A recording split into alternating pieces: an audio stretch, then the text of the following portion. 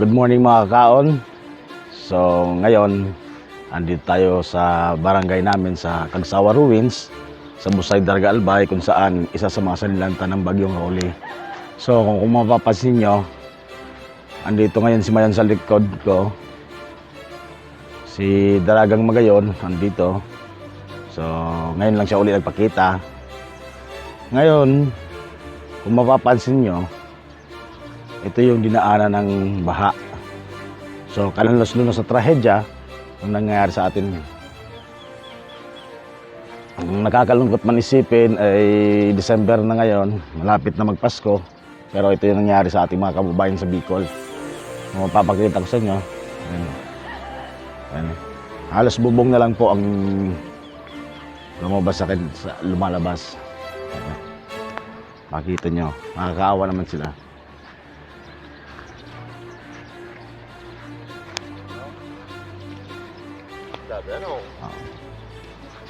Sinyo pala mga taga rito yan sa Busay.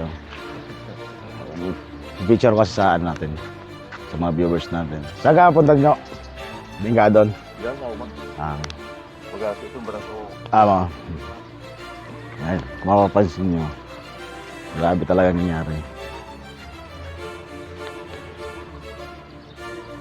So mamaya titingnan natin yung yung Kagsawa Ruins, kung ano lang nangyari.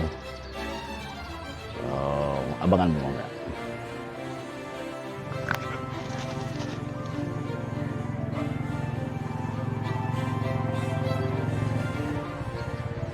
Good morning mga kaon. So ngayon, yung gagawin natin is wala muna tayong lutuan kasi nandito tayo ngayon sa barangay namin kung saan isa rin kami sa nasalanta ng Bagyong Rolly.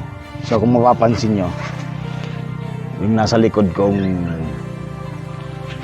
bahay, noong 2006, gawa ng Riming, Bagyong Riming, ganyan yung naging itsura niya. So naulit ngayon after 14 years, yan naman ang nangyari. So medyo delikado talaga itong lugar na to. Kumbaga daanan talaga ng baha. Kung mapapansin nyo sa likod natin, malaking bato at saka mga buhangin. So talagang nakakalungkot. Medyo mangiyak-ngiyak nga tayo kasi ito yung nangyari sa atin. So, pero bilang isang Bicolano, alam naman kasi namin na kayang-kaya namin bumangon.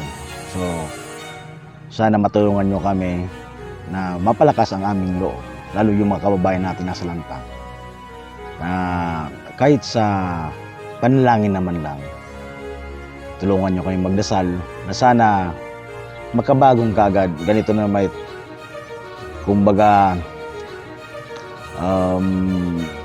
mahirap mang isipin kung paano hanggang kailan makakabangon, pero siguro dahil sa tatag ng loob, so kayang-kayang lampasan bagamat magdi-December na. So medyo nakakalungkot nga, pero kakayanan natin to. So mamaya pupuntahan din natin yung Kagsawa Ruins at titingnan natin kung ano ba yung nangyari doon sa part na kung saan dinarayo ng mga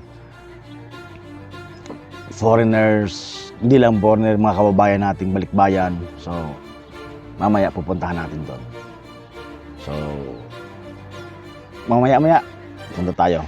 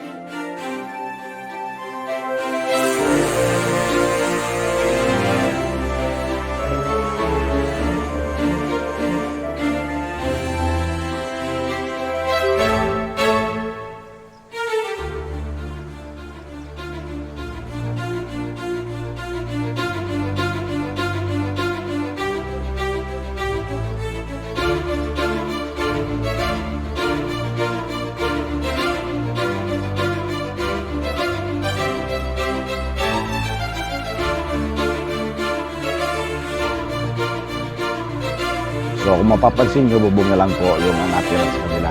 Kakaawa naman sila.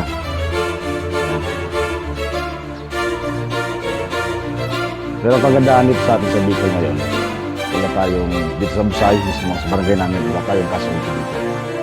So aware tayo, gawa ng dating mga nakaraang bagong riming. So yun, hindi na kailangan pang magbuhos ng buhay sa mga ganitong kalamidad. So nasanay na tayo.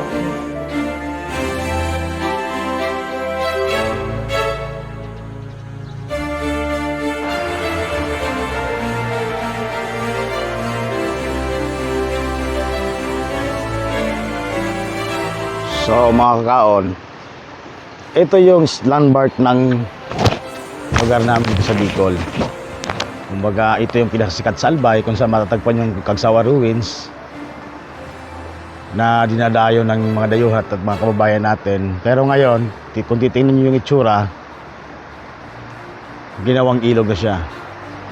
So makalunos-lunos mga isipin, pero sana hindi tayo pababayaan ni God at malalampasan natin itong mga trahedya at mga pagsubok na dumarating man sa ating mga buhay. So isa lang ang naisip ko talaga dito mga kakao,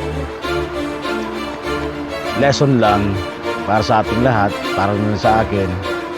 So kailangan talaga nating alagaan yung ating kalikasan. Hindi talaga biro. Pag nagalit ang kalikasan ay marami ang nasasalanta.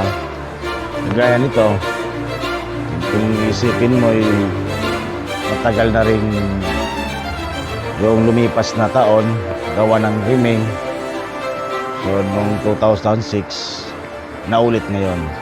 Mas malala yung nangyari ngayon. Kaso lang, yung ang kagandahan ngayon, kumbaga yung barangay natin ay walang casualty. So, aware na tayo sa mga ganitong sakuna. So, very thankful tayo. Yung dito sa lugar namin is wala ko talagang kahit isa. So, doon sa mga kababayan natin sa Ginubatan, sa 3rd District, 1st District, na nasalanta, tapos po support at pinapaabot ko po yung aking pakikiramay sa kanila. Na doon kasi medyo marami ang kumbaga missing pa ngayon, kaya patuloy pa rin yung retrieval operation. So pinapaabot natin yung ating pakikiramay.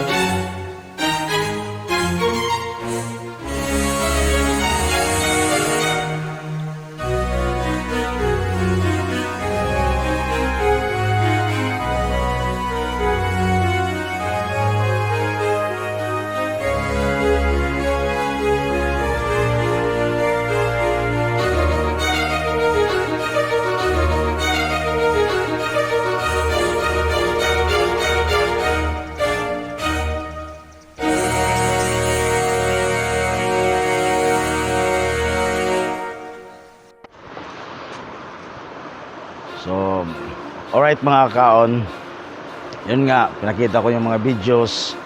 So itong in-upload ko ngayon, hindi muna ako nagluto. Kumbaga kahapon kasi nangyari yung bagyo. Ngayon lang ako nakapagpunta rito para i-feature din sa inyo kung ano yung nangyari sa amin. So kumbaga mahirap talaga yung sitwasyon namin dito ngayon. Pero kahit pa paano, go lang ng go, wag sumuko. Kasi yun naman talaga ang tatak ng mga Bicolano. So inihingi ko lang sa inyo mga kababayan ko, sa mga viewers ko, sana patuloy nyo kaming suportahan sa panalangin nyo, hindi man sa pinansyal. So yun lang naman po ang inihingi ko sa inyo, na sana matulungan nyo kami sa spiritual na lang po, kasi medyo kakaiba talaga yung nangyari sa amin. So siguro sa susunod kong vlog, pipicture ako ng any menu na siguro sa site ng kung saan banda na pwede tayo magluto. I-feature ko ngayon yung ating lugar na kumbaga mag-aalay tayo, na hindi kumbaga sabihin lang natin na pagpapalakas ng loob at kumbaga inspirasyon na lang, na kayang-kaya natin puling bangon. So abangan nyo yung susunod kong vlog. So tara kaon, Bicol, Oragon.